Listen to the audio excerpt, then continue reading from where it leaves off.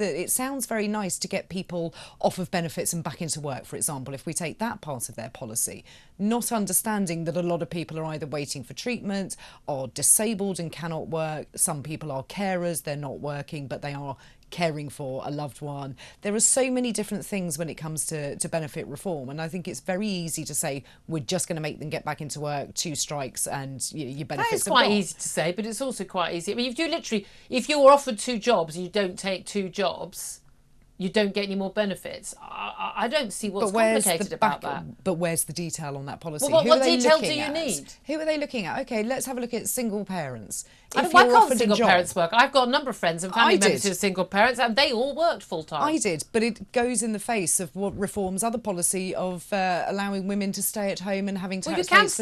You can stay at home if you've got a bloke who's going to pay for you. That's great. Otherwise, I don't want to pay for you.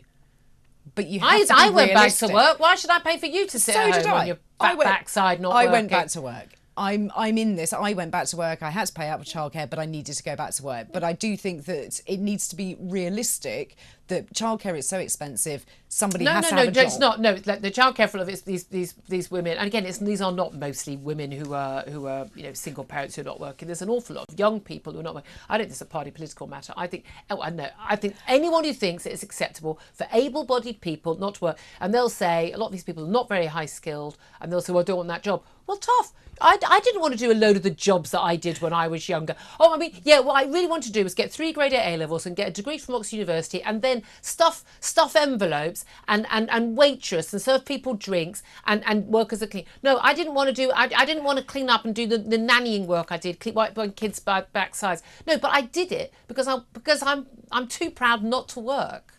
And I was brought up in the same way. Exactly. I went straight. So why do we give a free pass to these sodding layabouts? Should we just have a look at those people who are disabled? Because I think that they're being There are lots of disabled people who work. Yes, there are a lot of disabled people. And we talk about work from home all the time. All these people who are no longer buying season tickets, talked about earlier, they work from home. Well, if you're disabled, you can't physically go out to work. Well, there are plenty of cool, jobs involving phones, and you can work from home. Come on, stop making excuses for everyone. I don't think it's party political. I've said this before. I think this is a moral issue.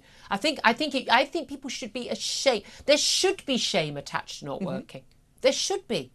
Well, there absolutely should be. And most people are brought up with the fact that you have to go out to work and you have to earn your own living. I think millions of people aren't. I think millions of people think they are owed a living. I think millions of people and their parents say, oh, well, I don't see why you should do that. Again, the amount of times I've spoken to someone who's got some rubbish degree in a rubbish subject from a rubbish former poly going, well, I don't see why I should do that. Who do you think you are?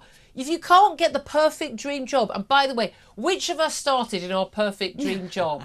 I mean, I'm sorry, I have my dream job, but I'm 56. I've been working. I had 3 jobs when I was 15 at weekends. Yeah, and like a lot of us did. I've got a work ethic. I got up for work at 4 o'clock every day. That's the deal. And all these kids going, oh, I want a great job. I don't see why I should do that. Well, I'll tell you why you should do that, because you're going to get really hungry and you'll be homeless if you don't. I think that will motivate them quite a lot. Well, I think it will. Also, they don't need to go to university. I'm all in favour of that. I didn't go. I'm just saying. I think people say, how do you do that? You have to have the will. And stop being namby-pamby and saying to any random 20-year-old, you can have the drop of your jeans, as opposed to get any job at all and work your way up. That's how you do well in life. And everyone who's done well in life has started like that. Here ends the lecture. But I tell you what, the thing I'd be most mortified by was if my child didn't have a work ethic.